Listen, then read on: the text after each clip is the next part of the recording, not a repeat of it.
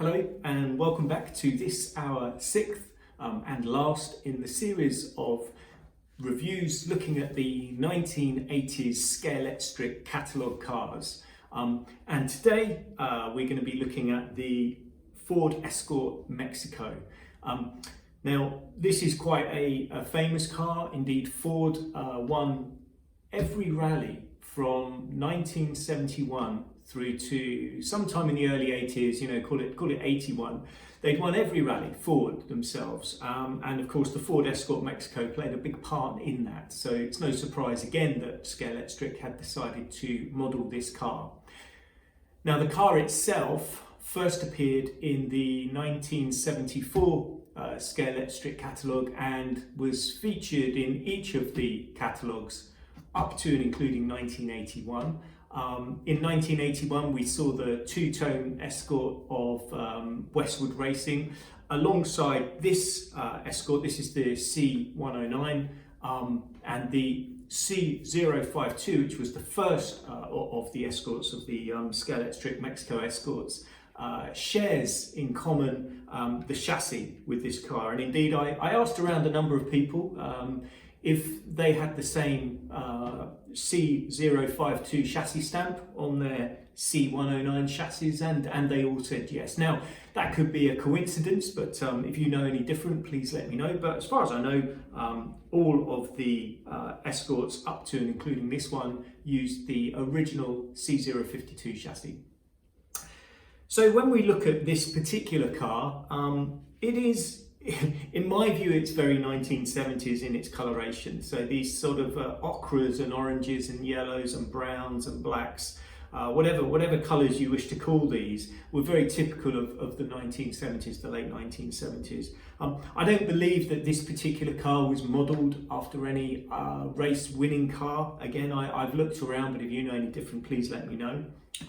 As far as my connection to these cars, this was my, well, not this, the Mark II Escort was my first car, having passed my driving test. So I do feel quite a tight affinity to this car. And indeed, I've long looked forward to getting one of these cars since I started with Scalextric a few years ago.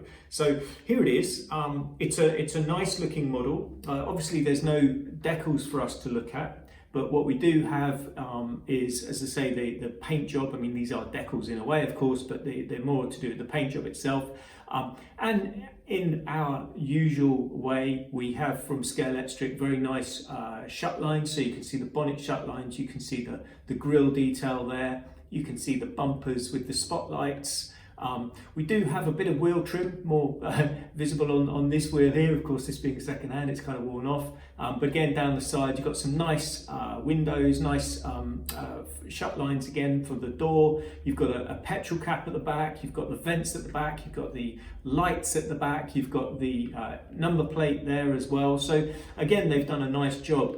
Now, in the catalogue entry, the first catalogue entry for this, they say, and I'm going to quote it because I've got it written down, flared wheel arches with wide profile tyres, and then they brag about the 98 brake horsepower.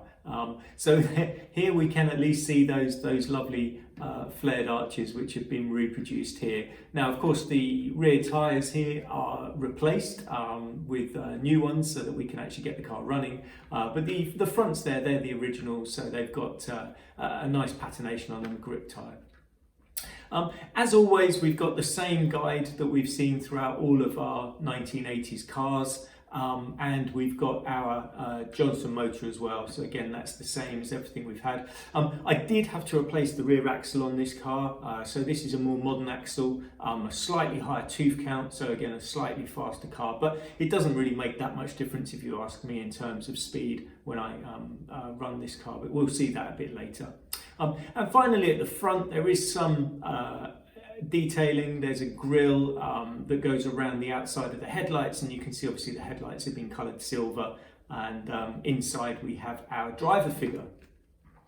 So In the same manner as we had with the Mini and with the TR7, we have to bend our chassis in order to remove our body. It comes away nice and easily. The interior is held in by clips, so that's nice. And then you've still got these kind of high stalks, which you can just about see there, which balance on top of the chassis itself. Inside the chassis, again, we're getting quite used to seeing this. I like the angle of the motor, by the way. The motor is angled right down like that. But apart from that, everything is very similar to what we've seen before. The rear axle itself is clipped in via those two bearing holders, and the front axle again is reasonably floppy. Not as floppy as some, but it is reasonably floppy. And then there's that spacer just to stop it from going left and right. The last comment I will make about the guide is that the guide itself has been trimmed.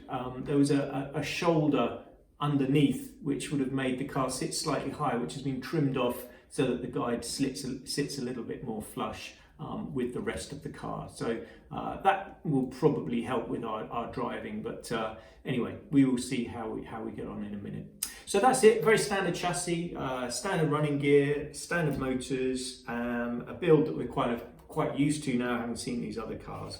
So let me just pop this back on again.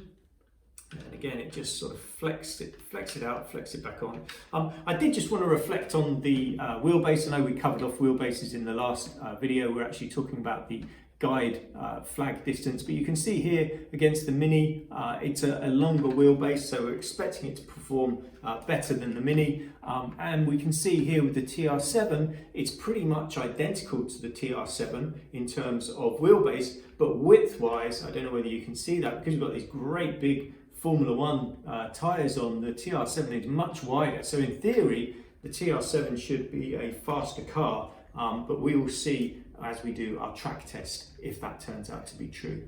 I have to say, hand on heart, this is my favourite car of the ones that we've reviewed. I did love the Audi Quattro with its four-wheel drive system. It was a much more modern car than these three that we see here.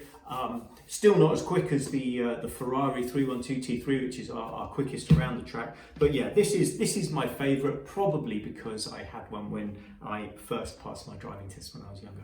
Anyway, so next stop, let's go to the track, see how it performs, and I will meet you there. Thank you very much. Hello and welcome back to this, our last track review with the range of cars that we've been looking at over the last 6 episodes. So we've got our Escort Mexico ready to go, tyres have been cleaned.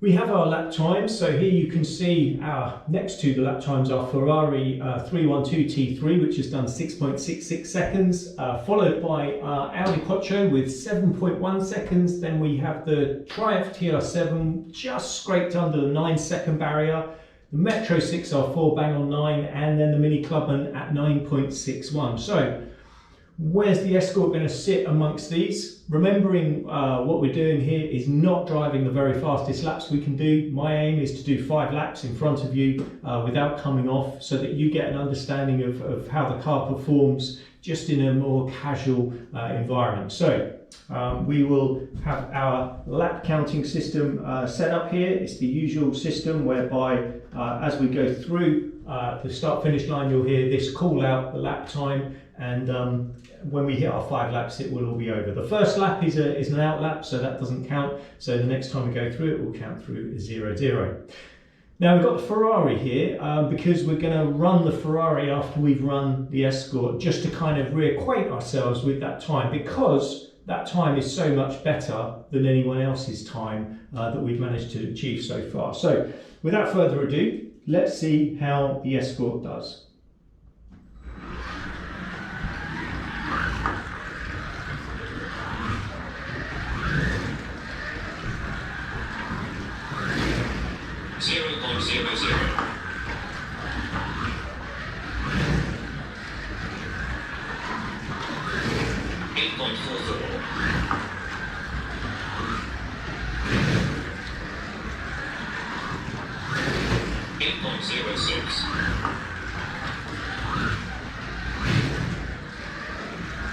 And it's a handful. 8.42.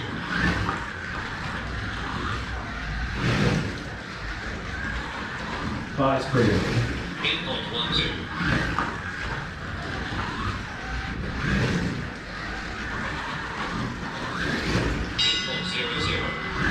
Alright, there we go. So, my favourite, the Escort, did a 8.00 in its last lap there, and an average lap of 8.21. But an 8.00 puts that well ahead of our Triumph TR7, which in theory should have been quicker than the Escort itself, but clearly wasn't. So, as we promised, we're going to give this a quick run. Now, I'm just going to clean up the tyres, and we're going to do the same thing we just did then, 5 laps, just so that we can see whether or not what we did before was luck, or whether or not this car is actually streets ahead of everyone else. So, let's hit start.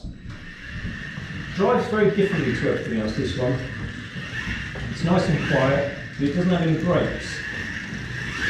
0.00. I think you can already see it's quicker.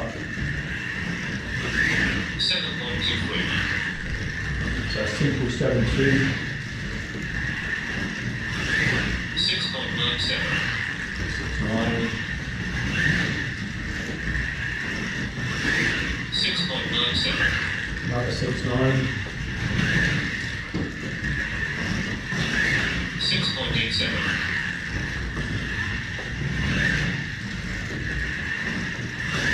6.90. Alright, so we did a 6.87 there, so we didn't hit our 6.66, but we are still streets ahead of our nearest rival, the Audi Quattro, 7.17 seconds. So all in all, what a car.